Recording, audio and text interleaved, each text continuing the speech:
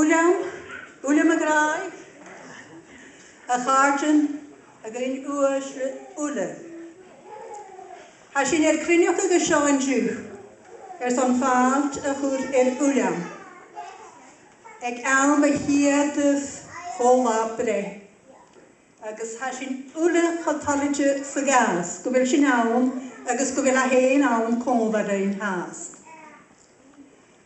A ffys ag yn ule, gwyd dynnu gasta, elanta, agus sonridge a hawn. Nŵr a chai a recorded do chaint mo fahyr, fai a syliad gwyd a bed dynnu sona y fawn.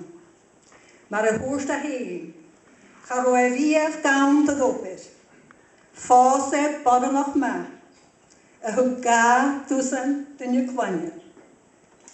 Agus yin se cwdiwch mae'r a hwyr e ffygyn gan y stepen yn ege, awn yn brwyd dyryn. Agus nŵr a chai a nawr o gael abba, iawn sy'n ffygyn gan y stepen yn gan y dyn a hawdd sy'n.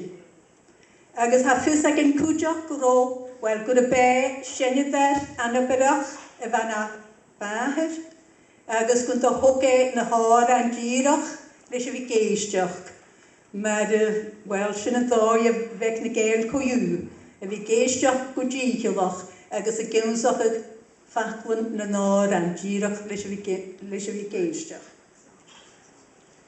Agus, ha mi smynioch y, gwrw do hwyl am i cwdiach, gwrw diach anoch y, le fforwylder yn halop i'n nwaia, son mae'r chwre di dwolchus na Gaelig. Agus as le offish immerst yn y Gaelig, hae torst tolach is fôr go yn chestiamas sio a horst ga.